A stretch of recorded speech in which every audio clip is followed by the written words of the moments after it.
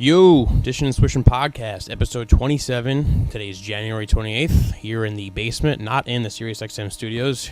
Here with Nick, made the commute out from Queens in the snow, all over the side of the road, and he picked me up from the Staten Island ferry after work, so I've got to meet with this kid. Nick, what's going on?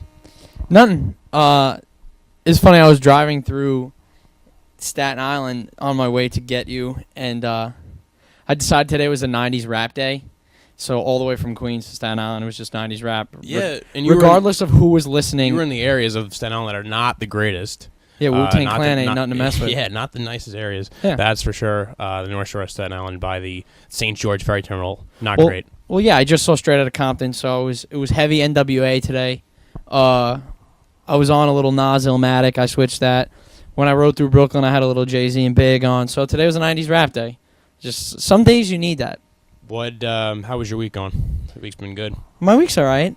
Through this, through Yoenis, you made it alive. Please, it's just like Mayor De Blasio decided that Queens wasn't going to get plowed, so half the streets aren't plowed, and then the idiot people are throwing it back into the middle of the street. So it's just it's a disaster. It's really a disaster. The only thing is that thank Christ that it's nice and sunny and it's melting half the stuff, because if it weren't, then I'd be really pissed off and I'd really have a gripe with a lot of my neighbors. I was thinking about the other day about the post-snow weather, and recently it's always been very sunny, like a sunny 40, which is like a blessing. Yeah. You don't understand? Yeah. It's a blessing because there's a ton of snow out here. What did we get, like 30 inches? Oh, you got a ton. And I screwed up big time. I smashed. All right, so my mom parked my car in the driveway, which never is, and I pulled out to leave, and the tires were crooked, and I rolled into the front left of the car because I was rolling out into the side of your house. Into the bank, like a snow bank. Oh yeah, it pushed the door, the part on top of the tire, the front left tire, like behind the door. So when you open the door, it would like touch, and it would push it, and it would like not crack, but it would like squeak and make loud sounds when I had to open the car door. So, yeah, that's not good. So my dad was thrilled with that. He had to come out there with the pliers and fix that bad boy up. Yeah, eventfully for me too. So, but we're survived. A lot of people know about I like to eat healthy, and I go to the gym a lot and try to, just stay in good shape. Right, your routine was a topic of conversation. My routine. Last week. I am a very boring, organized person. I don't like change. So I have my routine, and my mom had a thyroid issue. And my brother's a very large offensive lineman for Marist football. He's probably taller than me and got a good 100 pounds on me. At least 100 pounds. Yeah, and like I said, so I always stay in shape, try to be healthy, and I just felt like, you know what, I should be a little bit better than how I am. I don't look terrible, but I don't look like, some a Greek god. You don't look like Adonis. the mountain from Game of Thrones? Exactly. So I haven't been to the doctors in a while, and I figured, what the hell, let me go and just see what's up. And ask him, like, hey, I eat really healthy, work out, 7 days a week. Even like shameless plug. Well, I'm just being honest. This helps the story. And my dad's like, oh, you're crazy. Nothing wrong with you. Like, why are you worried about that? So I go, and they take blood tests, and then one comes back a little fugazi. And they say, hey, you might have something wrong with your thyroid. You might have been right. So, I come back a couple weeks later, take it again, and he's like, you have antibodies attacking your thyroid, so an autoimmune problem. So my body is now revolting against me. Yourself. There's a mutiny going on inside of me, and when you hear autoimmune, it kind of scares you because it's like the first letter of AIDS. So I'm like, oh, that's terrible. Yeah, autoimmune's also scary because like childhood diabetes is an autoimmune disease. So they're like the two like worst things you could have besides cancer. It's like AIDS and childhood diabetes. Yeah. So I could see why you're a little scared. I was a little and then he goes, so what it means is that it's just attacking your thyroid, and he goes, like, before you freak out, the thyroid is literally the least important thing ever. It's like it only interacts with like your metabolism, growth, which could right. And luckily the growth part for me is okay. I'm probably like 6'2", so I'm all right. You're lucky on that end. But you're not fat. I have the fat problem. No, so he said that it only affects metabolism. I'm short and you're fat. So this is great. He's like, if you're gaining a little bit extra weight or you're cranky and tired, it's because of that. So he's like, I'm going to do it the natural way. You'll drink some ionized plead water. The fifth on that one. Give me a 15 milligram tablet I'll take every morning or whatever, and I guess in 3 months he said you should be good to go. So in 3 months you should look like the mountain. I should look like Dwayne the Rock Johnson. I'll be Dwayne the Rock Johnson. So moral of the story is you're not perfect. No, the moral story is that I wasted how many countless times in the gym and money on supplements, Mm-hmm. like not legal supplements, like GNC stuff. Working in the gym, eating right, all that grilled chicken, and it's all for nothing because until I started taking, well, I haven't even taken it yet because my prescription is like still in the pharmacy, so I guess tomorrow I'll start. I will not be, my body won't be regulated, so I gotta tell my thyroid to wake up, stop being lazy, and then we'll be good to go for that. So that's my eventful week. So now that everyone feels horrible for you, but not really, No, they definitely don't. we've also found out that you're not perfect, contrary to your I will belief. 3 months. So give me 90 So days. I got 3 months to pick on you Yeah. and make fun of you and get you angry and irritated before. No, see, I'm kind of excited for that, though. I'm not already going do the to spin lie. zone. I already spin zone, and this is how I spin zone it because I still look pretty damn good for having a thyroid problem. For having a slow, lazy thyroid, I look pretty damn good. And so this that's is my why spin zone. you'll have a career as a personality. That's my spin zone. So I already thought of it. I'm more way ahead of you. I'm not going to lie. I'm a little excited for you to be less cranky and irritable. And tired and fat. Yeah, it's a No, trifecta. but mostly cranky and irritable. That's what Jada with said me. too. That was like one And of the you worst like parts. me That a was, lot. No, I'm not even cranky at you. I'm just cranky in general. I don't like people, but I somehow accept you. No, it's funny. And Jada said that too. And she, it's really hurtful when your girlfriend goes, "Yeah, you know what? You go to the gym a lot, and I'm surprised you don't get more results." And I'm just like, "Oh man, like, jeez." Yeah, right. So that one, and she was like the catalyst to make me go. And Yeah, well, I hate to tell you, Ed, you've been going to gym all this while, and I'm not gonna lie to you. You still look good, but you don't look put great. a lot of time in. You do Yeah. eat healthy. And I said now the other good part is I could just eat bad food, not whenever I want. Well, but now because this is now the Eddie I want back. I Yeah. want fat Eddie, like the real fat Eddie back. Oh my So God. for people who don't know, like you weren't fat, but you were just I'm like like had a 230. nice chub on. You had a 230. nice chub Yeah, on nice you. layer. I wouldn't be called in the winter. And like that's when we became friends. Yeah. When you were like fat Eddie, compared to like very fit Eddie now, and fat Eddie's a fun time, a much funner time than fit Eddie. It's that one letter that screws you all up. It's the A to the I. It screws you all up. Well, it's a lot of those pictures are public, and Jada likes to Which is make good. fun. A lot It's of my good. friends go pick them up, and and you see them like, oh damn, like how did I live? How did I do anything social? Like why was I not living in a bag or something? Yeah, but I mean, now I can just go back and say, hey, I was diseased. And that's a very easy excuse. And if This you make is- fun of me, it's like, okay, well, you make fun of a person Well, with now the, you have with it the disorder. make fun of. Yeah, So, sick kid. that's again, I spin this. in So my you favor. spin the liberal media back into your favor. Yeah, I'm spin zoning this, spin zoning the crap out of it. Speaking man. of spin zoning. Oh, well, we have to announce something major. Oh yeah. Wait, can I do this? I will let you do it. In Yes. 704 days, I'm no longer on the podcast. Okay, 5 days a week, 5 hours a day. I'm not doing it. No, I'm not going to do the Mike Princess 2-year retirement. Bigger news than that, and I will let Nick do it because Nick was the force behind this. So drum roll if we somehow have a soundboard. Okay. Announce it. So, as obviously anyone who's listening to this podcast now knows, we're on iTunes now, which is very exciting to announce, and a lot of hard work and annoying computer coding went into it. So I got lots of shout-outs to give, but I'll just keep it short. Mostly my buddy Zach. He's very, very, very smart. Wicked smart, they might say. And Zach Bierman, hooked it up, got us to somehow understand coding for 20 minutes, and he explained it to me, and I got our RSS script up and running and submitted to iTunes, back and forth on the phone with Eddie, who was resizing graphics and cover art, and who Bierman, made the who was SoundCloud. giving me all this help, and then it's here. So iTunes accepted our request, and now we're here on iTunes. So 3 episodes up already from 3 the previous episodes up. shows.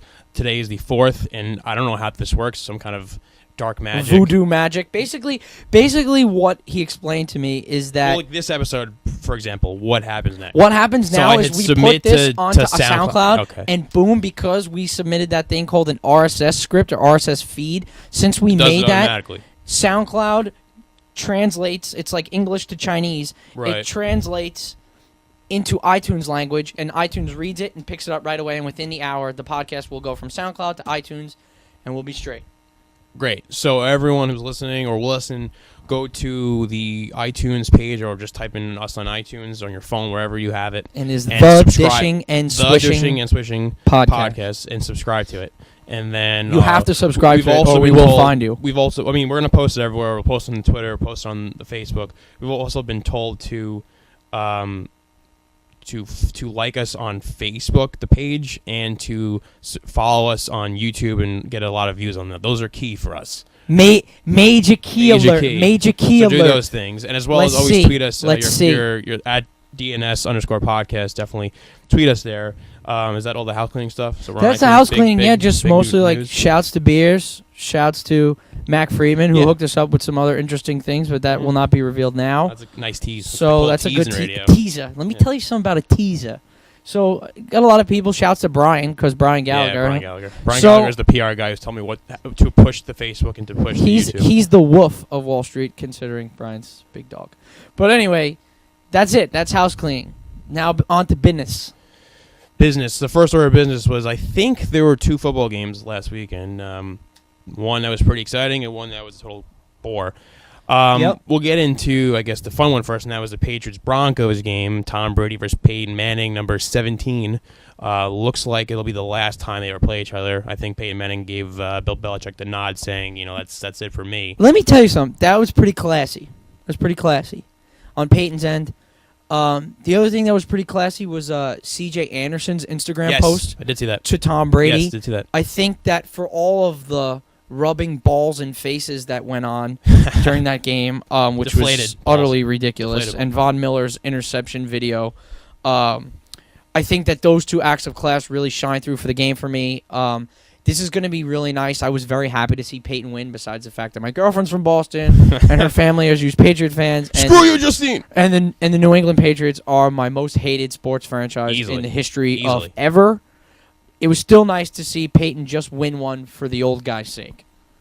And I think that's the main takeaway from that game. Yeah, I agree with you that in terms of hating the Patriots, I tweeted something, and it makes me look like a bad fan, but I said I almost want to see the Patriots lose more than see my teams win, because that's how much I hate them. It's crazy that and you it's say not that. because of the team, it's because of like everything surrounding the team as well. The fans and the storylines. It's mostly the fans, mostly. Yes, a lot of the fans. Mostly, and we're biased because we went to school in Boston. Correct. Right. So we know about Pink Hat Nation. So Pink Hat Nation is a thing that I don't even know if we need to explain right now, but basically that just is New England. And it's okay. They can be that way. But I'm not that way. So that's the main reason. The other main reason is you cheated, kind of, definitely twice. Got caught, kind of, also definitely twice. And made out like fat rats, even though you cheated. So I don't know. Somewhere in there, this is suspect. Somewhere. What bothers me too a lot is if Pete Carroll handed the ball off, well, called for a handoff. It to wouldn't have Marshawn mattered Lynch. because they would have lost and the game would have been over, and the Seahawks would have went back to back. Exactly, and then that would have, and then the whole narrative changes because you don't win 4, you're not up there tied with Terry Bradshaw and Joe Montana. You're now 3-3 in Super Bowls, and you haven't won one in a decade since the whole Spygate mess. That's was it 14 or 14 years ago. So there's no such thing as a Patriots dynasty if you haven't won one in 14 years. You have to win one, or with at least 3 to 5 minimum.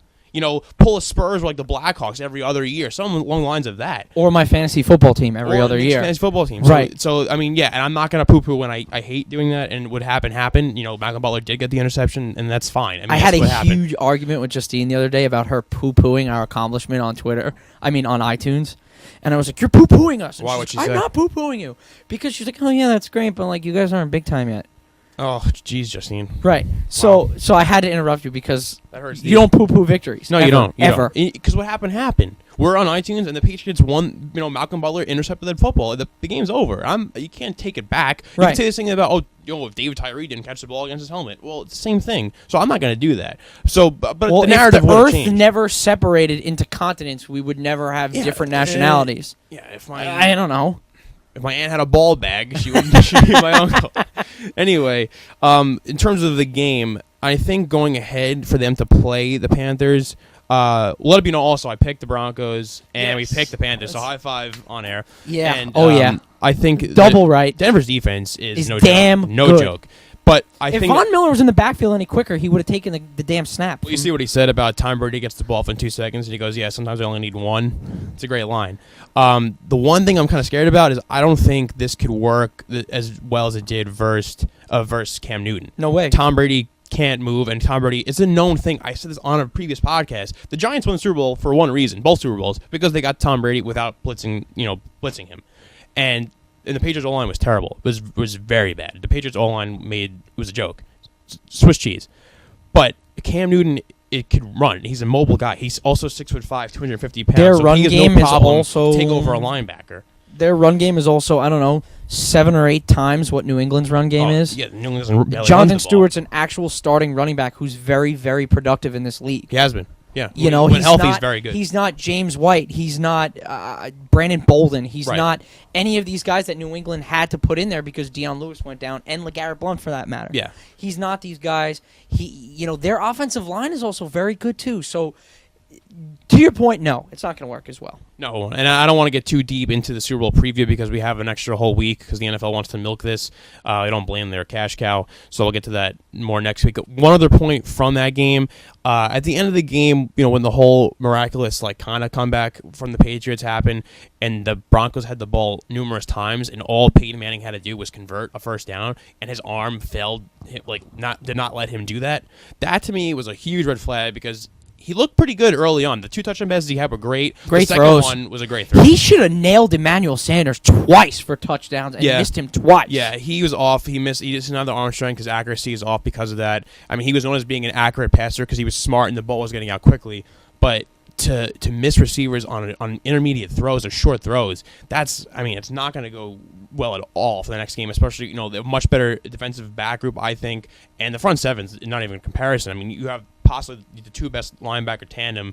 We have Kuechly, who's probably the best in the middle. Thomas Davis, if he plays, can cover the whole field. It's going to be tough. And Peyton with his arm, Thomas Davis's arm looked like the problem with Peyton Harry Potter after he got hit with the wrong spell. It didn't look good. It was but gross. my issue with that is I don't think it's going to be easy to stop Cam, but I can't see Peyton Manning putting up 28 plus points, 30 points in the game because his arm's just not there. They can't do it. No is the short answer to that question, and They the long answer is also no. It's not going to happen. I don't want to get too much into it because I want to save most of the preview, the Broncos-Panthers preview for next week. And not that they were coming close to putting in Brock Osweiler last game because they had the lead. It's not going to happen. It's not going to happen. And it probably won't. But if he's throwing a couple of interceptions and the Panthers are up big, 17, 20 points in the end of the first quarter, early second quarter in the Super Bowl, you got to think we need a guy who could actually complete a 15-yard out in the game because Peyton Manning cannot throw to make that throw. Can he get a guy on the sidelines across the numbers a 15-yard out on a rope? It's not. No, it's just not. It can't happen. Can't happen. So, anyway, that game was fun. Next game wasn't so fun. Carson Palmer, man, 2 stingers in a row. Everyone gave him a free pass the Packers game, so you know what, he'll be better next game, and he was worse. Honestly, the most important thing that came out of this whole game was not the Cardinals stinking because, whatever, it happens. Not the Panthers being lit, which I guess it maybe sort of is. Or not giving a huge second-half lead.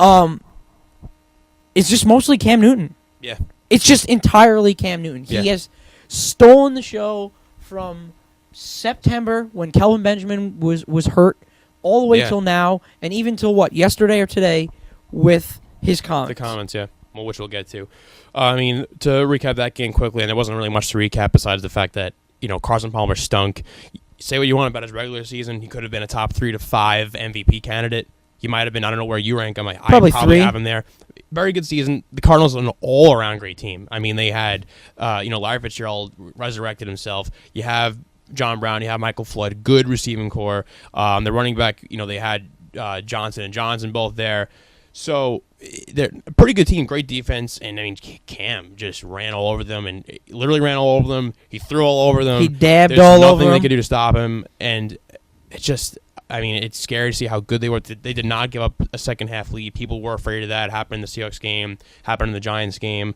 It didn't happen in this game. The Cardinals were out of it from the start. And the one chance they had to come back was the interception that that Cam threw. That Ted Ginn ran down Patrick Peterson and caught him before he scored. And then, boom, another interception from Carson Palmer. And that was all she wrote. That game was just brutal to watch. Luckily, next year, the primetime game, well, I don't know if it's lucky because who knows what the teams are, but it just thinks that this is the year that the AFC had to play first because I kind of felt that in me, which is why I picked the Broncos. That was going to be a classic. The Panthers-Cardinals game was going to be a stinger. I got to say, that game, I texted you and you texted me, I pretty much at the same time. It was just wow, instant classic. Instant classic. Yeah, it was. There's no other way to put it. That game had everything you wanted. It had high-end. high-end names. It had Belichick. It was Manning, Brady. It was New England, Denver. It was in Denver. New England banged up. Denver banged up. Denver's defense versus New England's pass. It just had everything. It had the drama, the interception, the glorious almost comeback. Yeah. Just everything that you want in an excellent football game, and it was just right there up with some of the greats I've ever watched. Oh, big that time. was an awesome game. That's one of those games that we telling your kids about. Like, I saw how many Tom New Brady. England Patriots fans do you think either broke something or hurt, broke their hands that day? Yeah, I could see them being upset, and I could see them blaming Gostowski, which I can't blame. I mean, I'll say the kicking rule is ridiculous to why move it back that far. Because there were a lot of misses this year. Why even have kicking be a factor after I don't know. I don't want to get into the whole kicking thing. I don't think you blame Gostowski. Tom Brady did not have a good game. Bill Belichick did not coach his best game. The Denver defense was the best aspect of that game, and that's what won the game. And now I could say very easily, well, if Peyton Manning completed a first down, you guys wouldn't have been in that position to score. Yeah, no, I get you. That's what it comes down to. I mean, a fourth down Hail Mary that Gronk catches. That's a great play. Did Gronk possibly push off in the back of the end zone? People are going to say, "Oh, he was PI, defensive pass interference on the what play am I thinking of? The Aqib pulling down at the end, play, right. Yeah. But the touchdown he scored on, you could say he very well could have pushed off somebody. So there's so many ways it can go. I'm not going to get into that. Yeah, you could be upset if you're a Patriots fan, but you were out of the game for pretty much the bulk of it, so I wouldn't have felt like you were in it. Even the score was kind of close, and those are the worst games to do with the Patriots. When you keep it close, and you know in the back of your mind, like, damn, Tom Brady's going to come back here and score. And he did, but it just wasn't enough because of the Gostowski miss. But it's so funny, too. Like, my dad is watching the game, like, oh, my God, the Patriots scored again! And I was just like, of course the Patriots scored again. How are you surprised the Patriots scored a touchdown? How would you be surprised? I was more surprised they didn't get the 2-point conversion than they did get it. He's sitting there like, can't believe this. I was like, I saw it coming from a mile away. Dude, kidding me? Have you not been watching this for the past 15 years of Brady's life? Yeah, that's the same old story. So anyway, Super Bowl 50 is set. San Francisco got the Panthers and the Broncos. The Broncos now are getting, I think it's 5.5. It got pushed up to, which I thought was a joke. It started at 3.5 to like the Whales. Then it went to 4 during the games or when they're still on. And then the games end, meaning the NFC Championship game ending was like 4.5. Bettors push it up to 5. Now it's 5.5. I think giving the Broncos anything less than a touchdown is absurd because they're really undervaluing how good the Panthers have been. And I think, and I'll come out and say this, I think if the Panthers win, they are one of the best teams of all time in the NFL. Going 15-1 and having the top offense, having the 6th-ranked scoring defense, it's a statement win. You have a guy who's going to transcend the game right now in Cam Newton. And part of me wants to see the Broncos win and see Peyton right off in the sunset, winning 50, their golden boy. That would be great for them. But, Cam Newton winning and being the new face of the NFL is not the worst thing in the world, especially having a season like that. I just want. I'm torn. I'm with you. I'm torn.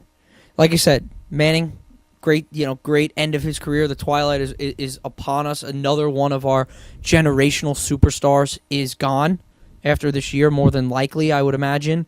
And also, I am so behind this Cam Newton movement. I have a damn phone case with him dabbing on it. Okay, so this is how torn I am, and I mean this just translates beautifully into our next topic too. So, whatever way it goes, I don't think will be a problem. But I guess I'll just make the transition for us. So, Cam Newton made comments. Was it yesterday or the day before? Either way, about him being an African American quarterback, and people not really understanding that. And as much love as he's gotten all year from fans and teammates and coaches and people in the league, he's gotten a lot of hatred too, I guess. And Cam's defense to that was, I'm an African American quarterback. This is not something many people have seen before or understand. And I'm true to my roots, and I don't conform to the normal quarterback behavior. Is kind of the gist of what he got at. And he's taken a lot of heat for it. But what do you have to say about that, Ed? It's just crazy that people have to find something to complain about. You see them go crazy over Johnny Manziel. We talked about 1,000 times, and I love how the phone's going off. Hello, phone. The phone never rings, and this only does during the podcast. This phone only rings when we're doing this. It's incredible. I should unplug it and take it off the hook. Go ahead. Anyway, yeah, I mean, people complain about the whole Johnny Manziel stuff, and we always say, he's a 3-year-old kid who's drinking, who, has FU money, basically, and his oil money from Texas, and he's not breaking any laws. He's doing what he could do legally. And then people want to complain about that partying. Meanwhile, every guy back in the day was basically an alcoholic. Look at every star player. They always did something.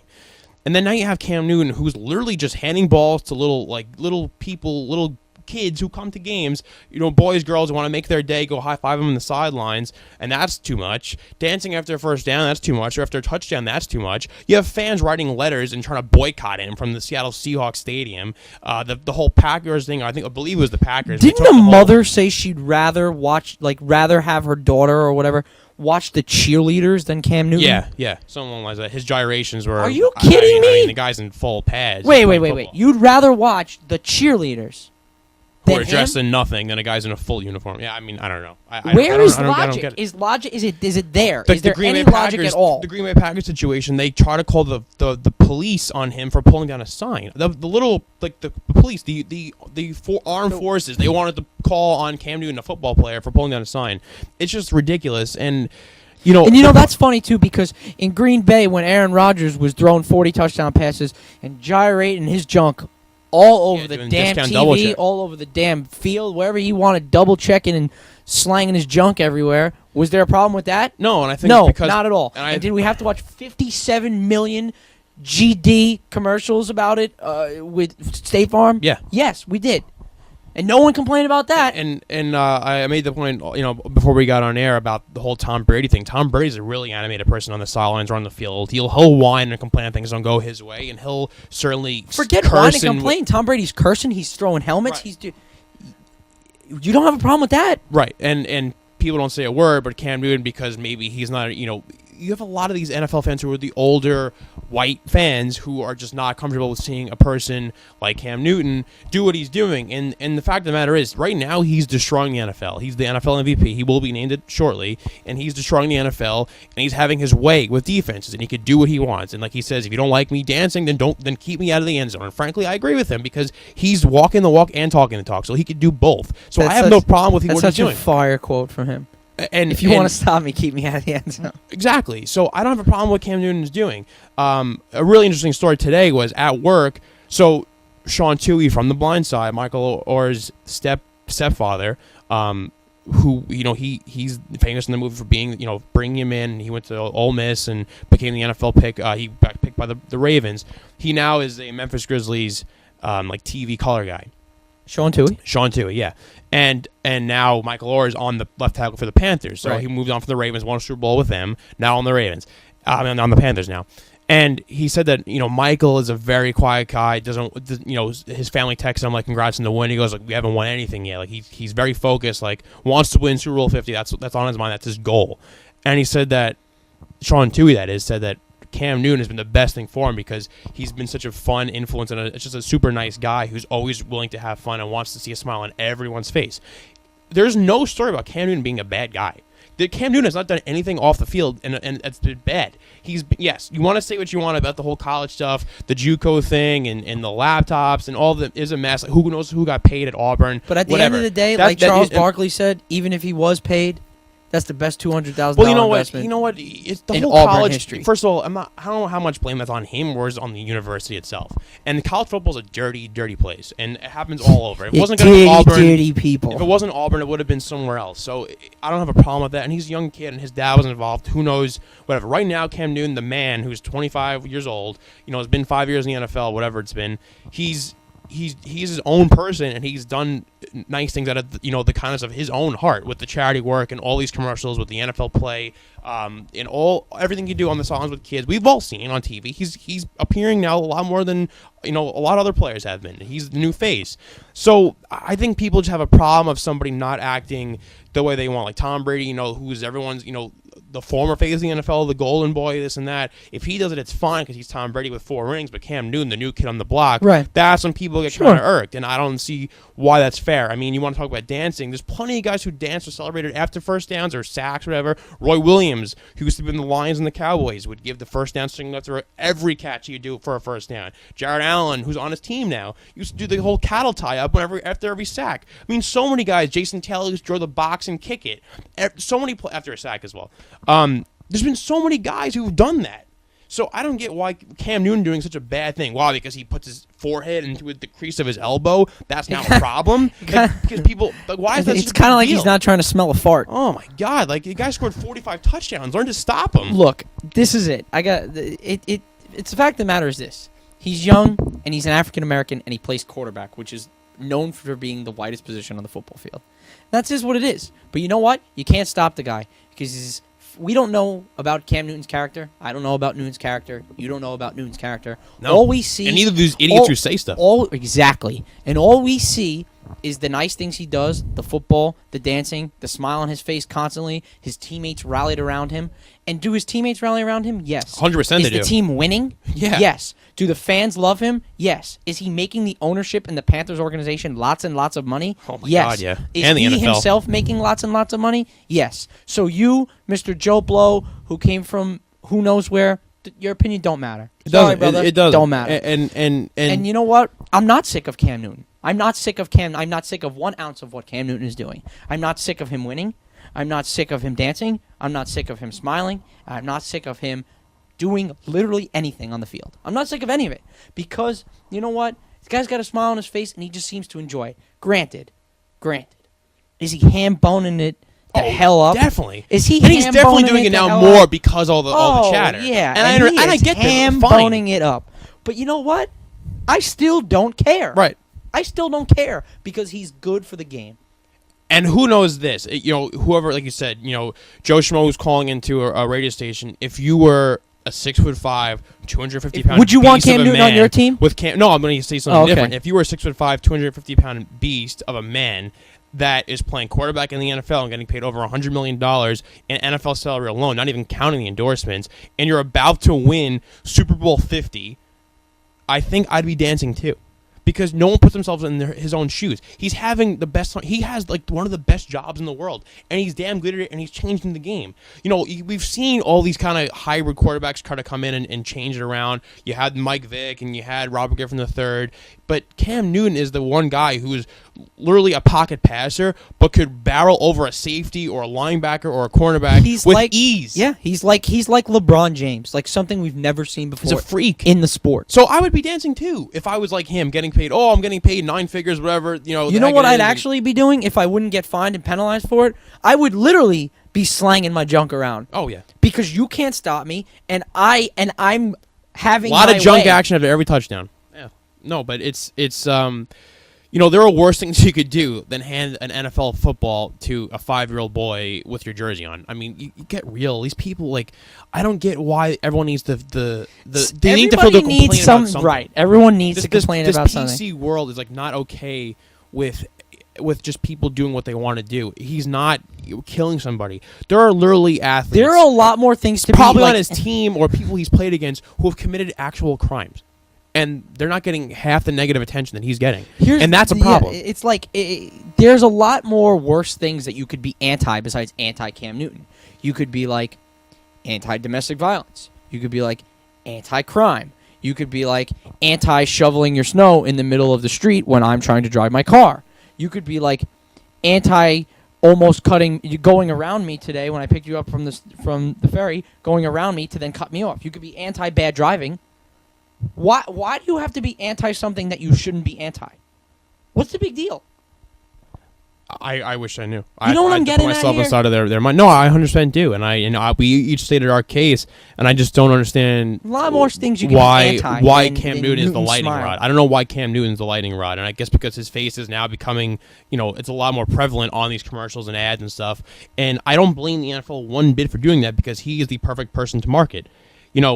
How about this? How about Under Armour having Jordan Spieth, Steph Curry, and Cam Newton all signed on. They had a huge year. And how about you know, just put 3 bullseyes up on the board and bang, bang, bang. Under Armour. Under Armour. People love Curry, but like I don't know why. I don't know why everyone yams it up for Curry, but for with Cam Newton, I mean Curry jogs around the court with a mouthpiece. I don't want to go off too much on a tangent here, but like he's not that much of a showboat as Cam, but he does stuff too that you could pick on. He ham bones it up just like Cam does. I don't know why like the whole Cam thing has to be blown up out of proportion. It's taking away from the Super Bowl, which is it's really sad because the storyline should be could Peyton walk away on top with number 50 or could be Cam Newton now take the reins and become the face of the NFL as an MVP, probably going to become the Super Bowl MVP as well. He's going to Disney World. And he's going to go and come back next year and go, let's go undefeated and win it again. And they have a real, if you have a player like that, you have a real shot Imagine they had Kelvin Benjamin. That's what I'm saying. His best targets and everything there. Their team really, like on the offensive skill positions, it's not that great. No. Not that great at all. And you know what that's more of a testament of? Well, it's him. Cam Newton. Yeah, it's him. It's him making plays whenever he has to, and he's coming into his own. And I want to give him all the credit in the world, and I wish these naysayers and criticizers of all sorts would just stop and just sit down and relax. And you're watching football. You're watching 3 hours of enjoyment of just a sport that everyone loves, and you have to just stop being so PC and so concerned about a guy handing a ball to a kid or dabbing or like it's just so stupid to focus energy and waste parts of your life complaining about it, and I don't understand that whatsoever. All I have to say to Cam Newton, he's not going to be listening. However, the one thing is... Maybe he will. Maybe I should tweet at him and be like, Cam, I stuck up for you. Just keep dabbing on him, boy. That's it. Just keep dabbing on these fools. One more game. I'm not even rooting for you. I'm rooting for Peyton. I'm win the ship. Bronco Orange on next Sunday. Win the ship, and then that's it. Then people can't talk. They can't. You're right. You're right. You want to talk? If he wins, he's bulletproof. If he wins, he's bulletproof. You're right. I won. Geez, that's it. That's a good point. Maybe that's why Steph Curry gets away with it. That's a great point. If he wins, he becomes bulletproof. That's a great point. Yeah, you're right. So from one ham bone to another ham bone that gets into a lot of trouble with his mouth and his Hollywood antics, Blake Griffin's in the news again. Oh no! And speaking of New Englanders breaking hands on doors, Blake Griffin broke his hand yesterday or 2 days ago, or maybe who knows whenever, punching a team equipment manager on the road trip at dinner. Griffin is expected to be sidelined from 4 to 6 weeks. Already been sidelined with another injury for which where are the Clippers? The Los Angeles Clippers. The Clippers are the other team, LA's other team. The little brothers. They were 12-3 last I checked without him. I don't remember what their record is now. Maybe 13-3 without Blake. Mm-hmm. So I guess the question to be posed in the media lately is: are you better off, or are they better off without Blake Griffin? And should Blake Griffin be traded? That is a great question, and I have a lot to say about this because as a person who works for, with the NBA, or I guess considering they have a stake in the channel. The Clippers are a team that nobody likes. Nobody likes the Clippers. Including me, who's a Laker fan. Right. Howard Beck for Bleacher Report wrote an article saying that nobody likes the Clippers. We've seen them complain and whine, and the talk around the NBA is that everyone is sick of them because of all their antics on the court towards refs. Doc Rivers and some of the members of the team came out and were saying the Warriors were lucky. Yeah, last year having a wins record was certainly lucky, and winning a championship because they beat you guys. That's a problem. The whole DeAndre Jordan mess going to Dallas with the whole Mark Cuban fiasco, that's a problem, and no one likes you from that. Oh, what, the stupid emoji war? The emoji on Twitter. And saying he's going there and not going, and they're making jokes about it. No one liked you from that. And now you have a guy who they say they're friends. You have Blake Griffin, and what's the guy's name? Matthias Testi, the equipment manager, who they say they're friends. And then he goes and, I don't know what they were doing in the restaurant. He punched him once in the restaurant, and once punched him once outside the restaurant. Yep. And was he inebriated? Probably. He's probably having a few adult beverages. I don't blame him. He's allowed. But I just don't understand why you would do something like that. You see Blake Griffin in the Kia commercials. You see DeAndre Jordan on the NBA TV and Chris Mostly Paul. I see him making peanut butter and jelly sandwiches. What is on that? Kia commercials. Oh, well, yeah. Well, he's on all those. And then you have Chris Paul and his Allstate with the Cliff Paul commercials, whatever, State Farm, Allstate, whatever. And I'm thinking to myself, yeah, that's great. They're all in these commercials, but nobody likes you. You know, Chris Paul, you'll go down in the NBA history as being the point guard who was good, but never won at the level that we expect you to win at. You know, DeAndre Jordan, we know you as the guy who bailed on going back home to Dallas. Blake Griffin, you know he is the guy who's a super freak talent, you know, that does a lot of dunks, but is a huge whiner, probably the biggest whiner in the NBA, according to most. The face of the NBA, Steph Curry, who's the guy you call lucky. He's the guy. He's the man, and everyone wants to be him. Nobody cares about you and your dumb commercials. So the fact that you're going to go and punch a guy who you call your best friend, to me, is a huge problem because, you know, we remember what happened with Jahlil Okafor, who was out in Boston, and fans were heckling him. Boston Celtic fans were heckling him, and he's a 19-year-old kid. And he went after them after drinking at a bar, and he attacked fans. To me, that is more understandable than a grown-up, Blake Griffin, punching his own friend and a fellow employee, a fellow colleague, in the head twice. It is more understandable that Jahlil Okafor attacked an idiot Boston fan than Blake Griffin attacking a team member. It is 100% more understandable. And you're saying, why? Well, because one's 19, and he was drunk, and a fan who he does not know, a obnoxious guy, was probably saying nasty things to him. All night, for the matter. It's not right that he did that. It's not right at all. But if you're at a dinner or a hangout or event, a guy you go on vacations with. Forget that they're at a team dinner. You're at a team dinner, a guy you go on family vacations with, and you go and punch him in the head not once, but you follow him outside and you punch him a second time. And then, wait. It's inexcusable. And you broke your hand. And you broke your hand, you're out 4 to 6 weeks, hurting your team. The team that you have to beat, the Golden State Warriors, is now streaking again, and you have to go and worry about beating them. They just beat the Spurs. They kicked the Spurs' butt, and you're out 4 to 6 weeks. You're going to hurt your team.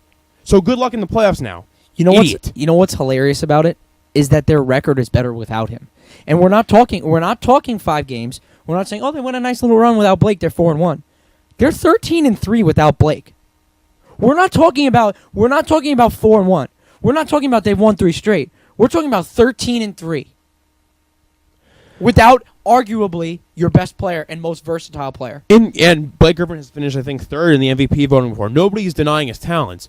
But I think sooner or later, you know, and look, going into this year, when they brought in Josh Smith and Lance Stevenson, which I didn't even get into. You bring in Josh Smith and Lance Stevenson, calling out his own Lance Stevenson. The fact that he's not even the issue on your team is absurd. He's been pretty quiet this year. Josh Smith, you had to kick out of town back to Houston because he didn't fit.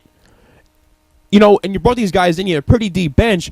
I'll be honest, I thought early on, before the season started, you know what? The Clippers look pretty damn good. They made a lot of big upgrades. They were very close last year. You know what that's a testament to, though? Your star player, your best player, your second best player. Who, talking about Chris Paul? And Griffin. Both of them. Well, it's a testament to that. Well, the next point I had, though... If you get better, how do you get worse? The next point I had is if you don't win this year, which they won't come close, I think there's definitely 3 teams better than them in the West. I would say the Cavs are better than them as well. And it's still pretty early on. You're not even at the All-Star break yet. So if you don't win anything significant, which they won't, I don't see how that team's roster could be the same. I don't see how that roster could be the core being DeAndre, Chris Paul, Blake Griffin, because it's not working. Or Doc Rivers, the coach, you know, is not working. Doc Rivers, the GM, also definitely not working, and he should be stripped of his titles immediately. So that's a problem. I think from a basketball standpoint, let me back you up a tiny little bit here, and just go from an analytical standpoint. I watch a decent enough Clippers games, and I just have never really thought that Blake and DeAndre necessarily clicked together. And neither did Chris Paul and DeAndre. They used to fight all the time. I don't think the 3 of them get along that well.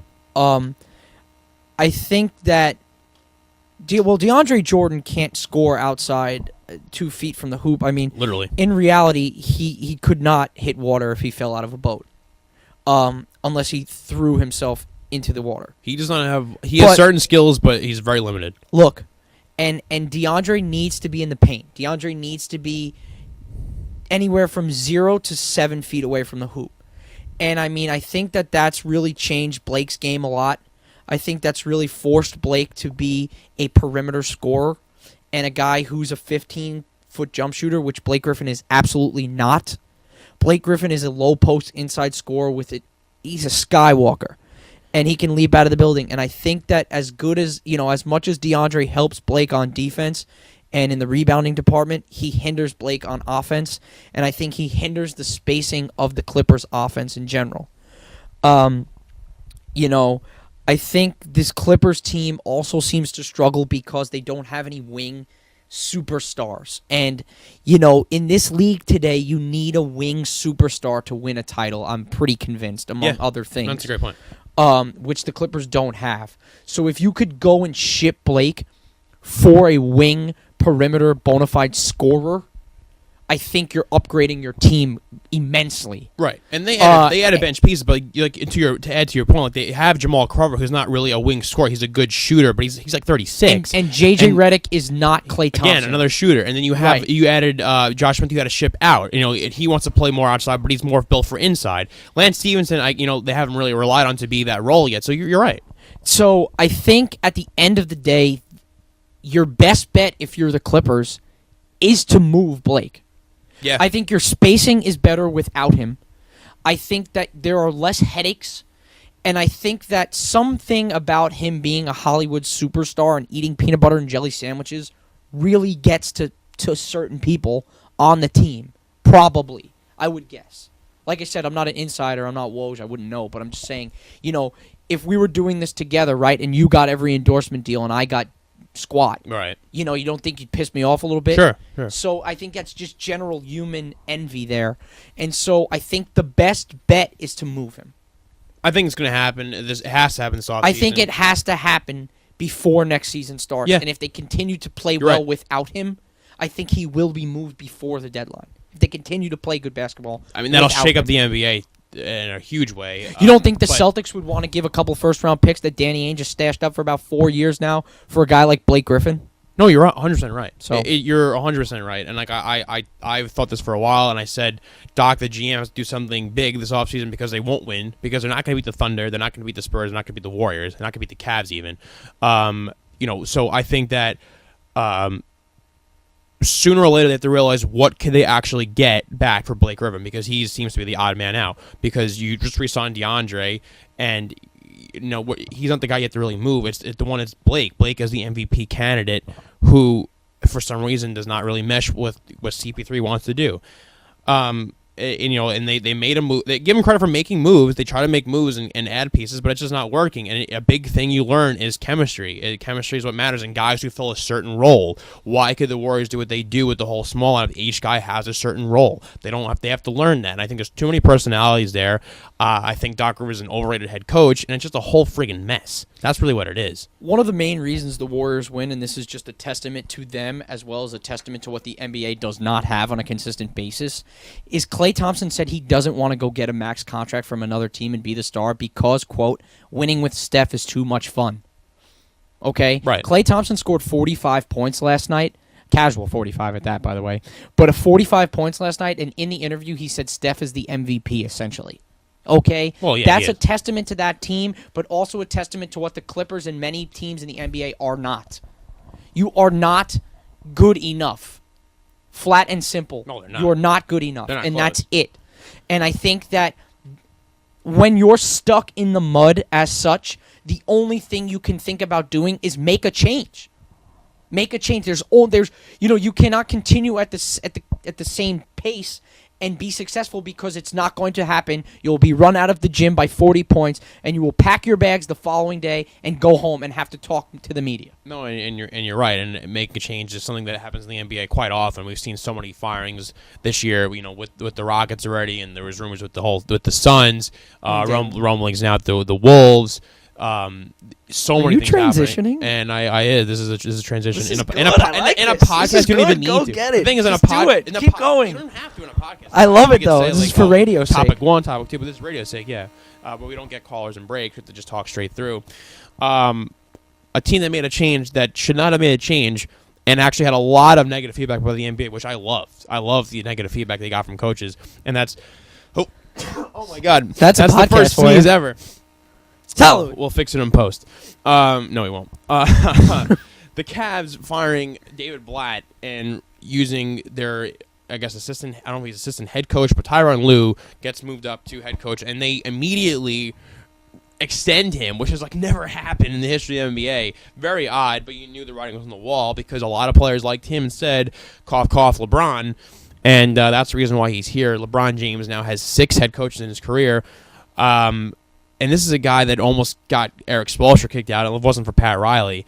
So why should an NBA team in the Eastern Conference it's going to have a 60-win season and be the number 1 seed with 3 superstar players fire their head coach? First of all, we're talking. It's just Hambone City today, huh? Yeah, I know. Between Cam, LeBron Cam and LeBron coming Cam out and saying, Steph, "Oh, I don't know to do with and it." I didn't find out Blake until after. and Come Bron. Come on. This is Hambone City, but I don't even know what the question is or what the problem is. It's just I just know that it's ridiculous. Yeah, it's utterly ridiculous. How about his GM David Griffin coming out and taking his back and saying like, "Oh no, LeBron didn't do this, blah blah blah," and then he goes on our radio station yesterday and goes and says no player is untradeable. That includes LeBron. Like, what kind of idiot are you? Like, why make more news about your team and say LeBron is tradable when the guy chose to come back to your freaking city and win, put this team together? Well, that just goes to show you want to that get on LeBron's case for making them trade Wiggins and getting in Love and Love not fitting in, blah blah blah. You know, if LeBron was there before Blatt wouldn't have been the head coach. That's a fact. There's no way he would have been a coach. But doing this, sometimes change is not always for the best. One theme of our podcast has been, teams going for a quick change does not always help. And keeping a guy there who's been very successful over in Israel and came and was great last year and in the finals without 2 of his best players, and now this year, look, are they as good as the Spurs? They're not as good as the Spurs, not as good as the Warriors. No. They lost those games. But, Kyrie didn't come back until, mid-December, and you got to figure out the role for Kevin Love. Your idiot GM, or I guess it was LeBron, had something to do behind that too, signed Tristan Thompson to a massive deal, who the guy wasn't even starting. So, look, there's a lot of issues there, but the one issue wasn't the head coach, because he got your team to where it had to be. All you have to do is listen to the guy. The fact that Tyronn Lue was drawing up plays in a huddle, and then he had David Blatt drawing up plays in another huddle with, the players split, is the dumbest thing I've ever heard in my life. Can you imagine that a guy in the NFL stadium, a head coach doing one thing, and the offensive coordinator, and then you have offensive coordinator doing something else? Like what? Like what? It's a circus, and you're doing this in the middle of the season. You're creating extra distraction when your team is still not even at the All-Star break yet. Win a couple games, go and relax the All-Star break, go chill out. Have fun with your friends, your guys up in Toronto. Like I'm sure all those their top players will. And don't worry about your head coach because he's doing his job. And now the guy's fired that job. And I love the fact that Carlisle and both Van Gundy's. You heard Pop's comment? And Pop and a bunch of people came out and said, if you win X amount of games in the NBA, you're no longer safe. Your job's not safe anymore. The quote of the century. The quote of the century was Luke Walton, who said, another one. He goes, two first place head coaches lost their jobs today. I don't know what more these GMs want. That's That's just funny. in reference to Steve Kerr Right. coming back on the same day that Blatt was fired. But yeah, I mean, look, Blatt was in a really terrible situation from the get-go. Sure. He was in a lose-lose situation. Because LeBron didn't like him. No, forget that. I mean, he got thrust into a situation at being a coach in Israel and not being an NBA coach and having no NBA experience that was destined to fail because he got all of this talent and he just wasn't ready for it. And he's done a pretty good job. He's coached his ass off. And he took a team, arguably the best team, the second maybe best team of all time, took them to 6 games in the NBA Finals with the guy who's literally in supernova, flame-on, lone Fantastic Four mode, Steph Curry. I don't know what more you could ask for from David Blatt, and he's managed egos relatively well for having LeBron come in, demand everything, demand Wiggins get traded, demand they get Love, then ostracize Love pretty much by himself, to have Love then pissed, Kyrie's hurt. What more do you want from David Blatt? Do you want him to ask LeBron to draw? Do you want him to give the tablet to LeBron and say, hey, you coach, here, you got this, bro. Let me put your jersey on. I don't know what you want from the guy. The poor guy. We didn't even mention, He like I said, can't I hinted win. a little bit with the whole, you're paying a backup bench player $90 million, and plus you have a guy named J.R. Smith in your roster too, who cannot be easy to coach. So it's a whole freaking mess there. Well, here's the thing I want to ask you. If for some reason LeBron went into, cyborg mode even more and won the NBA title. When last year? Yeah. Last year, LeBron, I still think should have been the MVP because he was better than anyone else. Do you think they would have fired Blatt? If they won? If they had won, this was happening now. No. If they did, the league, I think coaches would have said they're not playing. Because you fire a coach after winning a title, because it all points to one person. Points to LeBron. Look, I know David Griffin's their coach. I mean, their GM. Right. He's not calling the shots. LeBron James is an international megastar. And I think he's in a very unique position for his... He's one of the few people who could do that. Yeah, right. One of the very few people who could do that. Position. I don't know if anyone else in sports could do that. Probably not, aside from maybe Brady. It does not happen in football. I don't think it no way happens in football. Not with Brady at all. Well, no, I'm saying he makes calls in terms of personnel decisions. I think it's 100% Belichick and Ernie Adams. I think it's 100% Belichick and Ernie Adams. All right, maybe so, but he's the only one I could realistically see having because because the whole Welker thing, when they got rid of Welker and Brady was pissed. Brady was really pissed. Everyone, it's well documented. He was pissed, and luckily they had a guy who was Welker Jr. and Edelman on the roster at the same time. I don't think it happens in football at all. I think in football, the closest thing it happens to is guys like Belichick, who's a coach, is also the GM. You have Pete Carroll, who controls that, and Andy Reid. So in a way, you're right. It happens like that. I think for an athlete to do that, no, because no athlete has the pull or the power that LeBron has because of his name, because of his brand. And I think also think in baseball, basketball is a very unique sport. Basketball is because it's the smallest roster, where you have it's a lot based on stars, right? And you don't win without a superstar, correct? 100%. You cannot win without a superstar. So it's a really, really unique position for LeBron to be in here, and I'm not ready to write him off as a coach killer. But I'm also not ready. Close. I'm also not ready to write him off as not a coach killer. Well, because look at this. Like I said earlier on, he wanted to fire Eric Spoelstra. If it wasn't for Pat Riley, who's a very, very well-respected person, a coach, front office member, he could have fired Spoelstra. What did he do with Spoelstra? Went to 4 NBA championships and won 2. Like, what else do you want? I don't know what his problem is, because he went through, who did he go through? Silas and Mike Brown. There was a guy in there for a very short amount of time. His name slipped my mind. But, I mean, he went through so many of these coaches who have been around, people know. And, the fact that he was not okay with being first place, and, part of me wants to say, okay, he realizes he's not as good. Well, not he, but the team is not as good as the Warriors. They're not as good as the Spurs. And he's spot on with that, because they're not. But it does not mean you have to change your coach, because your coach is not going to make the team better than those two teams. Those teams gelled. Those teams have great head coaches who, had a roster put together in a very good way. Like I said before, every player on the Warriors team knows their role. No one knows the roles of the players on the Cavs. They signed Kevin Durant and got Kevin Durant to be a spot-up three-point shooter in the corner. That's all his job is. Like, you signed Tristan Thompson to almost $100 million to be a backup until recently. Oh, you mean Kevin Love? What did I say? Kevin Durant. Wow, yeah, Kevin Love. Sorry, Freudian slip. Did I look at you like you had you about did, 6 but I didn't know what you hands? meant, though. Maybe you thought my point was so good, my take. I was. No, Kevin. You signed Kevin Love to be. I guess you know what it is. I watched the Knicks game a couple days ago. I'm still bothered by that. Having Kevin Love as a spot up 3-point shooter, doing essentially what Steve Novak did for the Knicks a couple years ago or doing what it's absurd. Brandon Rush does for the Warriors. Yeah. Jamal Crawford off the bench, the Clippers. That's what you have Kevin Love for, a guy who's an Olympian. 15, He's an Olympian. 15 easily every night. Easily. It's probably they're a 20, mess. They don't probably have 20-15. Now you sign a guy like Mo Williams. You weren't using Mo Williams because you have Dellavedova, but now Tyronn Lue likes Mo Williams more, and Dellavedova's not going to play as much. But then you have Kyrie Irving, who's still working his way back. He missed a large part of the season. It's just a whole mess there of what they want to do. And even more of a mess is that Tyronn Lue's offensive scheme is drastically different from Blatt's. He's already complaining they're not conditioned enough. His first play as head coach was to have Kevin Love on the elbow. That's something we haven't seen from Love in ever, maybe. But this is why it's just such a horrid idea. It's just the guys aren't conditioned enough. What the hell are you going to do? You're going to condition 12, 15 grown men mid-season? Yeah. What are you going to have them come in during the All-Star break? Yeah. By the way, let's just run sprints. But yeah, line to line. It's not. How about I pimp slap you? I know. I don't know. That's why it's just a terrible idea. Franchises need to learn that sometimes unity and the lack of change is actually for the better. And David Blatt did everything in his power, and he was doing a great job. And it's just another thing with LeBron where I was I've said before that I was kind of back on the LeBron train because I like seeing no one's talking about him as much anymore because it's all about the Warriors. And I wanted to see LeBron win. I wanted to see LeBron win last year because I thought him doing it alone is crazy. And it shows you how, he's a generational player.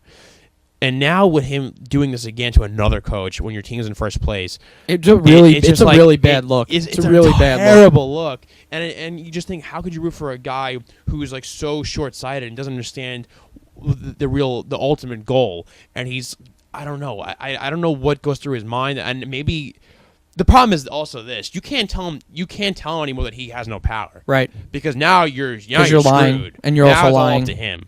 The rest of his career will be up to him if he's going to stay in Cleveland, which he will. There's no one in Cleveland going to tell him that they're going to say no to him. He's the guy now. I mean, this is a really bad look for, besides that, his brand of like getting one for the land. Yeah, it's a bad look. It's terrible because a guy who almost brought you there and was probably going to bring you back to the finals again for what, your 1118th straight NBA final, right? And then more like 7, but you get the point. Is just like you get rid of him.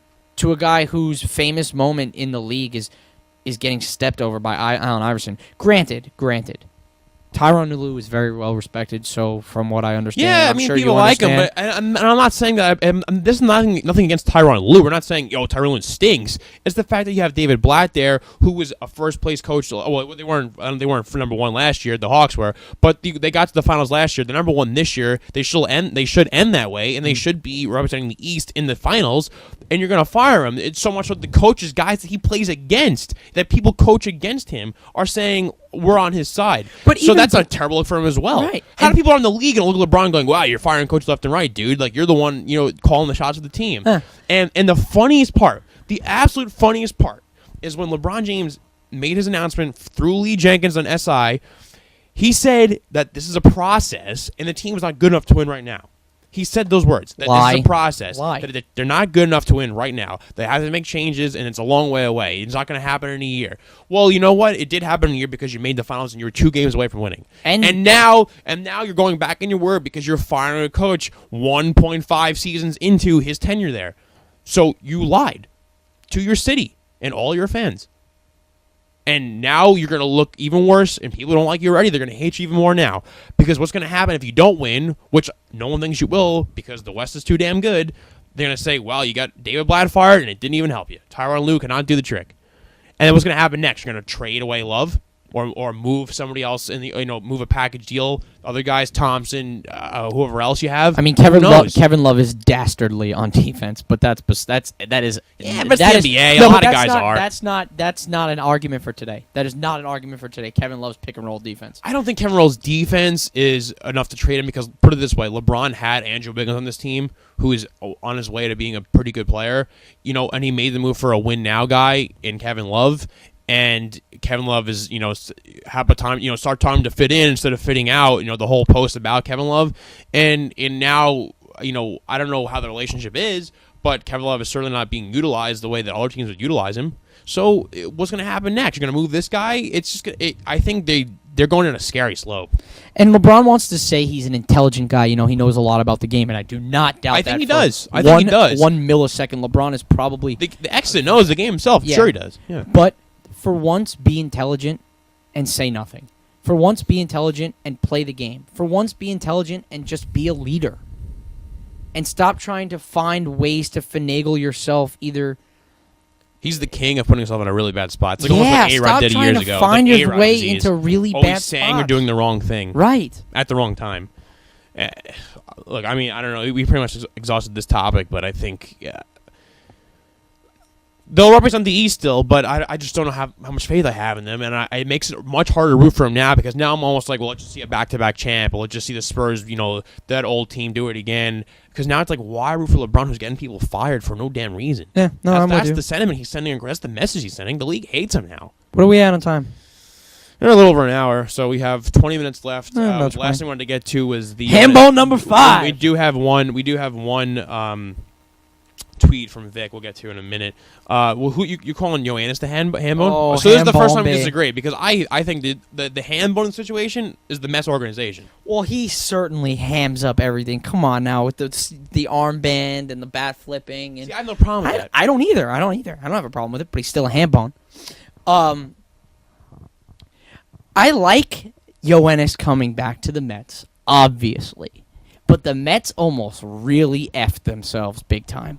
They try to F themselves. They literally try to self-F themselves because they did everything in the book to push him out of the team. They did not want to offer him long-term deal like with money or the years. They did everything to say in the media to kind of slander him. They literally pushed him to their two rivals. They pushed him towards the Washington Nationals, who already took Daniel Murphy from you, and towards the Yankees, who's your big brother. Who, if you took him and put him in that lineup, the lineup looks pretty damn good. You have that pretty damn good bullpen. If the Yankees grew and did any damage in that hole in the next year's playoffs, and the Mets were sitting home with their whole staff and without Cespedes, they would have said, you know, we're a bunch of idiots. And if it wasn't for the passionate Mets fans and the outcry they started and the media, and I will give this is why I think they signed him. I literally think it's because of the fans and the media. It had 1,000,000% to do with Met fans. They're yelling at the Wilpons every day, and the Wilpons, if they have eyes and they turn on a TV or they turn or listen to the radio or they read something on the internet, or they'll perhaps see people they watched coming for them. him hit about. Oh yeah, no, 40 home runs in a matter of performance aside. I mean, games? people are just saying you have the money. You're a big market team. He wants to come back to you, obviously, because he did not go to the Nationals. He did not go to the Yankees. He did not go to the Orioles, who are also on the team invested in him as well. And they see people calling for their heads because they were afraid to spend money. You were in the World Series. You never, why give up the opportunity to go back to the World Series when you have a starting rotation of Matt Harvey, Noah Syndergaard, Jacob deGrom, you have Zach Wheeler back, and you have Steven Matz. They got more aces than a deck of cards. Seriously, they do. They have 5 guys who could be the top-end starters of most teams in the MLB. And you lost Daniel Murphy, who was arguably your best contact hitter, but you have a decent replacement in Walker. That's fine. That's fine. I'm fine with that. But then missing Yoenis Cespedes on a team that lacks power severely, maybe outside of Granderson, because I don't think you consider Wright a power hitter, especially in playing in Citi Field. I don't consider Wright much more than a 250 hitter nowadays. That problem as well. Who knows how healthy David Wright, a middle of the lineup guy, could be with this spinal stenosis. That's another great point. Did not even think of that. And you're not going to bring back Yoenis Cespedes, who hit 14 home runs. Who's driving in runs? No one. No one will. Where are you making these runs up from?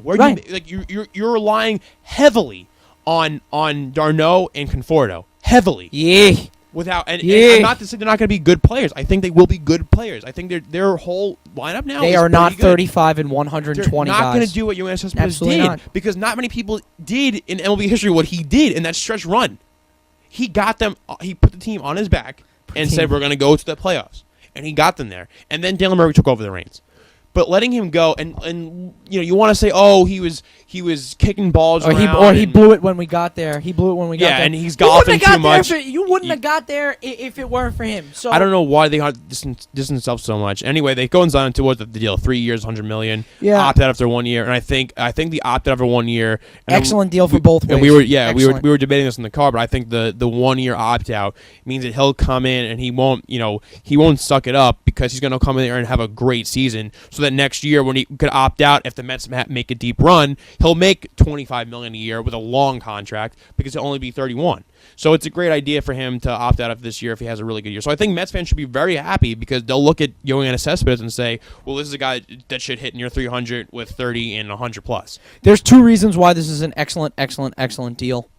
The first reason, the one you just touched on, because it's not only good for Yoenis, it's great for the Mets. Because who cares? You could be a World Series contender again. You're probably the odds-on favorite. Well, that's the only reason. That was my other point. Yeah. The other point being that if he beefs and he turns into, the Yoenis Cespedes of the playoffs, you're only stuck with this dead weight for a year. Right. And I highly doubt he will be dead weight.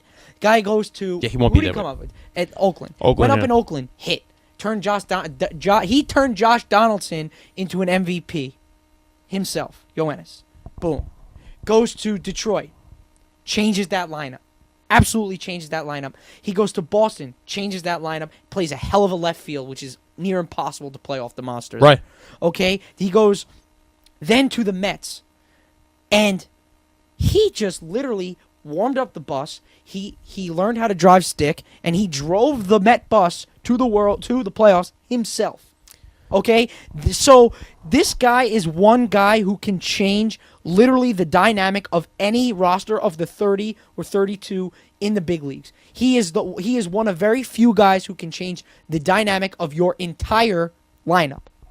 Any way you look at it. Up, down, Yankees, Mets, Angels, Blue Jays, Mariners, any team, he will change the lineup. So immediately, the Mets have to be World Series favorites to return. Totally agree. Have to be. And like I said, if he ends up booting balls in the outfield and striking out on pitches like Vlad Guerrero, then you cut him after a year. You only suck for Win-win. on the hook for 1 year, and it's Win-win. MLB. You don't have salary cap. You don't have to worry about it. Exactly. So it's win-win. Let's call a spade here too. As much as you want to say about how great DeGrom has been, who's an all-star, and Matt Harvey's a Dark Knight, this and that, nothing got the Mets fan base more excited than Yoenis Cespedes. The whole craze about having him worked perfectly, and that's a guy who is always, people got in his case for the whole, does he not fit in clubhouses? Eccentric kind of thing. He didn't fit in really. There's rumblings he didn't really fit in Boston or in Detroit, and Oakland tried to move him to make a playoff push. Thought it was going to smart, another Moneyball decision. But the Mets was the first place he fit in, and obviously he loved the Mets locker room because he wants to come back. And from all accounts, the one reason why the Mets were so great this year was the chemistry, and everyone loved the whole locker room. The theatrics that was going on with they brought in Uribe and all those guys having a lot of fun. Syndergaard, I heard, is a great guy in the locker room. They had a lot of fun together. The Mets had something going this year that you very rarely have going in baseball. Very rarely. No, you're right. Yeah. And the fact that I don't know what happened between Sandy Orlison and him and the Wilpons and Cespedes. I don't know what happened between them that they were literally trying to push him away, and they thought that they could sit down in a room and tell me honestly to my face saying that the Mets have a really good shot. Our team has a really good shot at making the playoffs again in a back-to-back season without Yoenis I'll laugh in your face. Because I'll laugh right in your face. That's a lying statement to me. You're lying to me. You're not telling the truth because you need him. And you know what? Even with him, it will be tough because you have teams like the Pirates and the Cubs and the Dodgers. So it's going to be tough to get back in that same spot. The Cardinals. So let's just pump the brakes here before we start saying these stupid statements and pushing a guy out of town who carried you to the playoffs, who made you relevant again against your big brother, the New York Yankees, who, by the way, aren't going to go away for much longer because they've revamped their whole roster too.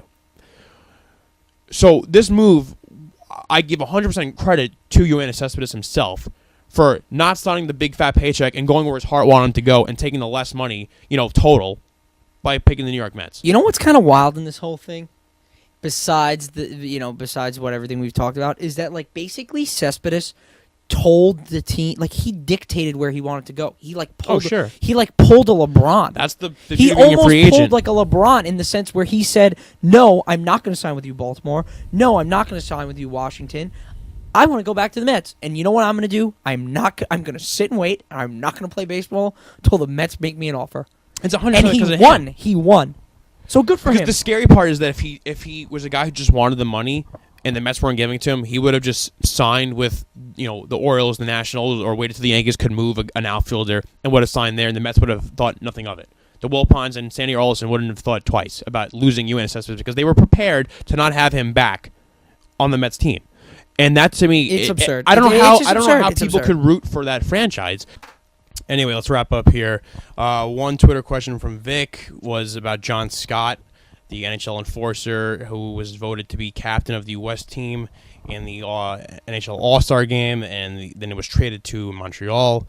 And the NHL, after he was sent down to the AHL, the NHL wanted to ban him, nix him from being the captain still. And from a guy who was a goon, it's just a funny event, a funny fan-voted thing, and I don't see the problem with it. So that's the NHL's, the NHL is wrong. It's an exhibition. It does not matter. The fans voted it, so why take away what the fans want? Simple as that. Yeah, I mean, look, we have two of the top 5 players in today's game, and Jonathan Taves and Alexander Ovechkin are going to miss the damn thing. So, no one cares about it. They don't care. They don't care. They want to go there. Are you going to go play? 10 score, and then they want to go home and mess around, and they want to, that's all they care about. Are you gonna? Is this gonna be for home ice at the Stanley Cup? Nope. Absolutely Nope. not. Is this It's gonna not be the who MLB. wins a playoff series? No. We were talking about this off the air. If John Ryan Murphy was elected to the AL's captain for All-Star game and he was the starting catcher, I'd have a problem with that. Okay. Yeah. But this is nothing. This is gonna be a fun event. Yeah. They're gonna run a go-kart event 3-on-3 and score 40 goals Right. apiece. It's So always time you know to worry what? about it. The person I really feel bad for out of this whole thing are the goalies Yeah. because they are going to get absolutely Oh, yeah. torched. Yeah, they're going to get peppered. So, Anyway, thanks for the question, Vic. That's a good point. He's tweeting at us, which more people need to do. So tweet us at DNS_podcast. You can tweet at myself at Edward L. Murphy. You can tweet at Nick at N_Picht, P-I-C-H-T. Yes. You can now follow us, or subscribe to us, rather, on iTunes. Oh, Just yeah. Type in You heard that? Subscribe on iTunes. That's big news. The Dishing and Swishing podcast. You can check on the app, on the regular iTunes page on your computer, whatever. We're on there now, so listen to all those episodes. Download them, please. We're told to definitely like our Facebook fan page, which is Dishing and Swishing. We'll post stuff there. You can always comment your questions there as well for us. We'll answer them anytime during the week. And YouTube page, subscribe to that as well. Just type in Dishing and Swishing podcast, and our username with all our videos should come up. We'll be updating that, and our website, dishingandswishing.com, as well. Mouthful. So it's a lot to say, a lot to get rid of, a lot of information, but we're trying to give the best possible content. So we actually did probably the shortest one in a while, so it's a little easier. Filled with good stuff, too. I'm happy about it. I'm very happy with this episode. I'll pat myself on the back for this. So I guess any last words we're looking forward to? I'm looking forward to Kroll and Mulaney on Monday. That should be fun. Shipping up The from Boston. Oh Hello Show. That should be fun. Nick Kroll and John Mulaney are two funny sons of guns, so I'm really, really excited for that. What about you, Ed? I have nothing really to look forward to in terms of fun life stuff, but definitely for sports wise. Well, you can look forward to getting big like The Rock now that you're on medication. Oh, yeah, we'll see. So hopefully the medication works. I'll update everyone on that. But sports wise, since we don't talk a lot about the NHL here, people probably think we don't like it, but we're big Ranger fans. A quick, there was a story today about possibly getting Kevin Shattenkirk on the Rangers. Kevin Shattenkirk went to BU, so he's a fellow Terrier like myself and Nick. Oh, yeah. And that'd be great. He's an Olympian. He's a great player, a borderline all-star. So the Rangers, if they somehow figure out a way to add him, would be awesome. I'd love to see that happen. So that's something Go I'm BU. Go BU, my eye baby. out for. So yeah, exactly. Go. Oh BU. wait, before we podcast next. Beanpot starts Monday too. Right, we'll definitely do. Go BU, baby. Go BU. A Beanpot recap as well. Next week, a lot of preview. Carolina Panthers versus Denver Broncos. We'll do, NHL All-Star wrap, see how that whole weekend was. If anything funny happened, we'll talk about that. As always, just send out all your questions, all If the Steph information Curry in the turns podcast. into a ball of fire mid-game, we'll also discuss that might happen too. So thanks to everyone for listening, all the positive feedback, all the sharing on social media, and everyone promoting us and giving us praise for all the stuff we've been doing. So thank you. We all appreciate that. And Yes, sir. Yes, sir. We'll see you next week.